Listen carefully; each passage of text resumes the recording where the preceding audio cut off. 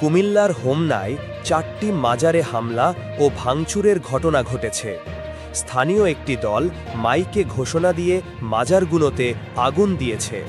Police জানায়, ধর্ম নিয়ে সামাজিক মাধ্যমে কটূক্তির অভিযোগকে কেন্দ্র করে এই হামলা চালানো হয়েছে। জড়িতদের এবং উস্কানিদাতাদের আইনের আওতায় আনা হবে বলে আশ্বাস দিয়েছেন পুলিশ।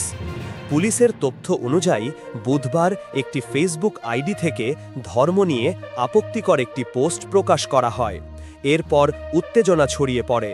পরবর্তীতে সেই আইডি থেকে ক্ষমা চাওয়া হলেও অভিযুক্তের বিচারের দাবিতে থানার বাইরে সমাবেশ হয়। মামলা দায়ের হলে মহসিন নামের এক যুবককে গ্রেফতার করে পুলিশ। এদিকে বৃহস্পতিবার সকালে তৌহিদ জনতার ব্যানারে একটি সমাবেশ অনুষ্ঠিত হয়। এরপর অভিযুক্ত মহসিনের দাদা ফকির কফিলউদ্দিন শাহের মাজারে হামলা ও আগুন লাগানো হয়। ফেরার পথে কালাই শাহ, হাওয়ালি শাহ ও আব্দু শাহের মাজারেও ভাঙচুর করা হয়। কয়েকটি স্থাপনা পুড়ে যায়।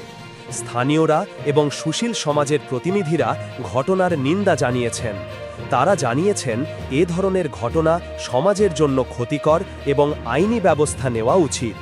পুলিশ সুপার জানিয়েছেন, ঘটনায় জড়িত ও ইন্ধনদাতাদের শনাক্ত করে আইনের আওতায় আনা হবে বলে আশ্বাস দিয়েছেন পুলিশ।